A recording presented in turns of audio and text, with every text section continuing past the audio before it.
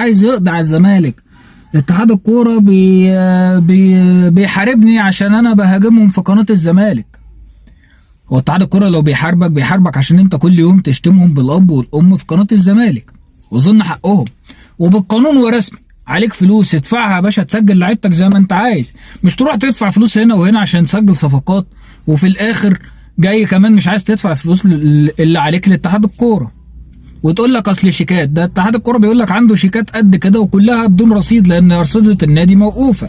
طبعا مرتضى قاعد يهلل، يجيب في سيره ده، يشتم في ابراهيم فايق بامه شويه، شوبير شويه، حازم امام شويه، جمال علام شويه، مش سايب حد الا لما جايب في سيره الام والاب. عارف كل ده ليه؟ كل ده فرفره حلاوه روح، عشان عارف ان نهايته قربت، وعارف ان البقره لما بتقع سكاكينها بتكتر، والبقره وقعت وخلاص نهايتها قربت.